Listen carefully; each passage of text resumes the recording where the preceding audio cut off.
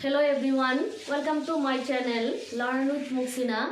আজি আমি ডিসকাস কৰিম এসএস সেকেন্ড ইয়াৰৰ পলিটিক্যাল সায়েন্সৰ এটা চেপ্টাৰ অলৰেডি আমি ডিসকাস কৰিছিলো তাতে কনসেপ্টখিনি দিয়া হৈছিল ভাৰতবৰ্ষৰ বৈদেশিক নীতি আজি আমি এই ভাৰতবৰ্ষৰ বৈদেশিক নীতিৰ কেইটামান কোৱেশ্চন আনসাৰ ডিসকাস কৰিম তো চাও আমি প্ৰথমটো কোৱেশ্চন কি আছে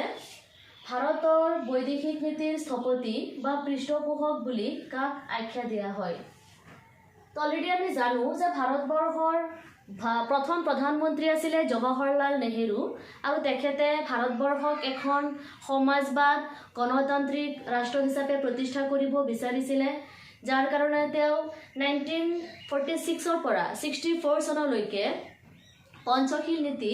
আৰু গোষ্ঠী নিৰপেক্ষতাবাদৰ ওপৰত গুৰুত্ব প্ৰদান কৰিছিল তেওঁ ভাৰতবৰ্ষৰ নিজে বৈদেশিক মন্ত্ৰী আছিল আৰু সেই হেতুকে তেওঁ ভাৰতবৰ্ষৰ বৈদেশিক নীতিৰ স্থপতি বা পৃষ্ঠপোষক বুলি কোৱা হয় ইয়াৰ পিছৰটো কোৱেশ্চন হৈছে নম্বৰ 2 চীনে কেতিয়া ভাৰত আক্ৰমণ কৰিছিল তো ইয়াৰ আনসাৰটো হ'ব 1962 চনত চীনে ভাৰত আক্ৰমণ কৰিছিল এই কোৱেশ্চনটো 2023 তো আহিছে 22 তো আহিছে খুব ইম্পৰ্টেন্ট হয় গুৰুত্ব দিব কোৱেশ্চনটো নম্বৰ 3 ভাৰতে কেতিয়া প্ৰথম পাৰমাণৱিক বিস্ফোৰণ ঘটাইছিল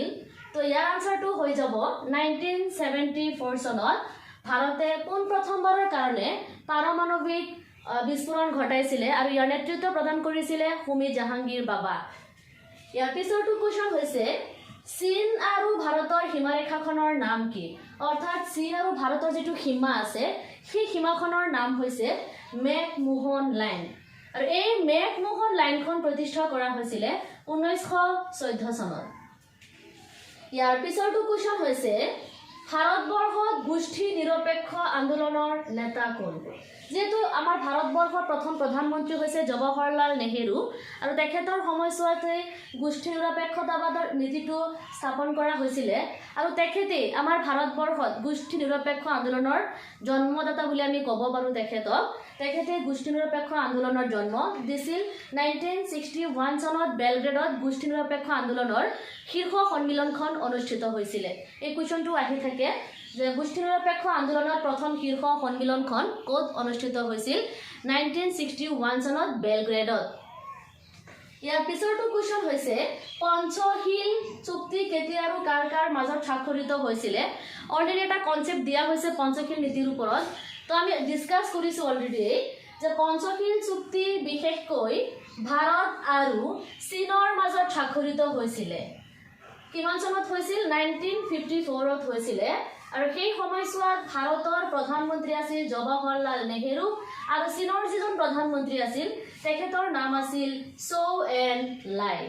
গতিকে আমি ক'ব পাৰো যে ভাৰতবৰ্ষৰ প্ৰধানমন্ত্ৰী জৱাহৰলাল নেহেৰু আৰু চীনৰ প্ৰধানমন্ত্ৰী চৌ এন লাইৰ মাজত 1954 চনত পঞ্চশীল চুক্তি স্বাক্ষৰিত হৈছিল আৰু এই চুক্তি স্বাক্ষৰিত হোৱাৰ বা ভাৰত আৰু চীনৰ মাজত বিবাদৰ মূল কাৰণটো আছিল সীমাক লৈ পেলাই বিবাদ হৈছিল সীমাক লৈ পেলাই কাজিয়া হৈছিল বিশেষকৈ তিব্বতক লৈ পেলাই কাজিয়া হৈছিল তাৰ পিছৰটো কোৱেশ্চন হৈছে সিমলা চুক্তি কেতিয়া আৰু কাৰ মাজত স্বাক্ষৰিত হৈছিল তো এটো আনসাৰ হৈ যাব 1972 চনত পাকিস্তানৰ প্ৰধানমন্ত্ৰী জুলফিকাৰ আলী ভুট্টো আৰু ভাৰতৰ প্ৰধানমন্ত্ৰী আছিল সেই সময়ছোৱাত ইন্দিৰা গান্ধী এই দুজনৰ মাজত সিমলা চুক্তি স্বাক্ষৰিত হৈছিল আৰু এই সিমলা চুক্তি স্বাক্ষৰিত হোৱাৰ কিছুমান মূল কাৰণ আছে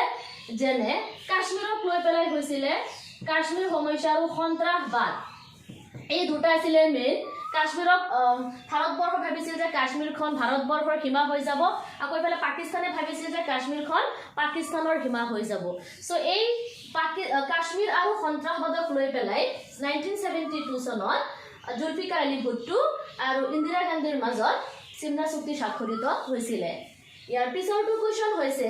যে আমি ভাৰতবৰ্ষৰ বৈদেশিক নীতিৰ বিষয়ে ডিসকাস কৰি আছো কিন্তু আমাৰ জানিব লাগিব যে এই বৈদেশিক নীতিৰ বিষয়ে ভাৰতবৰ্ষৰ সংবিধানৰ কিমান নম্বৰ অনুচ্ছেদত উল্লেখ কৰিছে তোমাৰ আনসাৰটো হৈ যাব 51 নম্বৰ অনুচ্ছেদত ভাৰতবৰ্ষৰ বৈদেশিক নীতিৰ বিষয়ে উল্লেখ আছে ইয়াৰ উপৰি আৰু দুটামান কথা আমাৰ জানিব লাগিব যে 12 পৰা আমাৰ 36 এইখিনিৰ ভিতৰত ভাৰতীয় সংবিধানৰ 12 পৰা 36 নম্বৰ আৰ্টিকললৈকে আমাৰ মৌলিক অধিকাৰৰ বিষয়ে উল্লেখ আছে আৰু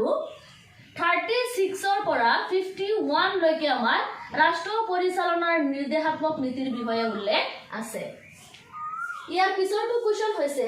ভাৰতৰ পাৰমাণৱিক শক্তিৰ পথ প্ৰদৰ্শক বুলি কাক জনা যায়। অলৰেডি আমি ডিসকাস কৰিছিলো ইয়াতে কোৱেশ্চন নম্বৰ 3 ডিসকাস কৰিছিলো ভাৰতে কেতিয়া প্ৰথম পাৰমাণৱিক বিস্ফোৰণ ঘটাইছিল 1974 চনত। ইয়াতে কোৱেশ্চনটো হৈছে যে ভাৰতৰ পাৰমাণৱিক শক্তিৰ পথ প্ৰদৰ্শক বুলি কাক জনা যায়। তোমাৰ আনসাৰটো হৈ পৰিব হোমি জাহাংগীৰ বাবা।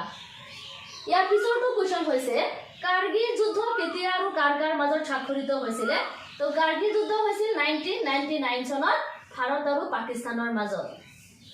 তো এইখিনি আছিলে আজি 10টা কোৱেশ্চন। এইখিনি ভালদৰে চাবা, খুবই ইম্পৰ্টেন্ট হয়, পৰীক্ষাত আহিয়ে থাকে। কমসে কম ইয়াৰ পৰা 6-7টা মান কোৱেশ্চন কমন পৰিব। আৰু নেক্সট যিবিলাক ভিডিঅ' আছে